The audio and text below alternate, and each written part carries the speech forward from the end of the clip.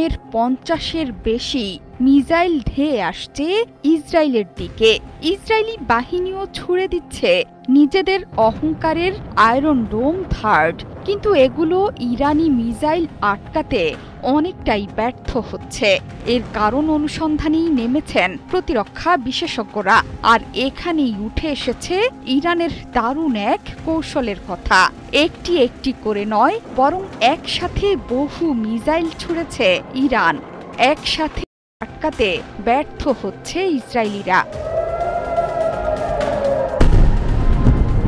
বিশেষজ্ঞরা বলছেন, আয়রন ডোম মূলত এত বড় হামলার ভার বহন করতে পারছে না।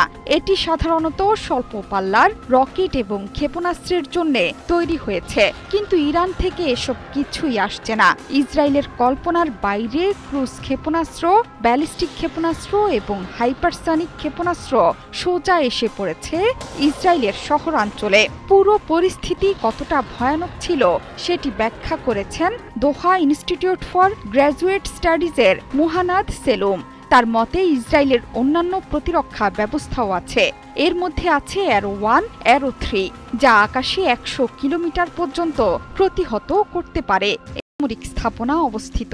এসব ভিডিওতে দেখা গেছে ইরানি ক্ষেপণাস্ত্রকে বাধা দেওয়ার আপ্রাণ চেষ্টা করেও ব্যর্থ হয়েছে আয়রন ডোম। ক্ষেপণাস্ত্র চোখের পলকে প্রতিরক্ষা সদর দপ্তরে আঘাত হেনেছে, এমন ছবিও দেখা গেছে।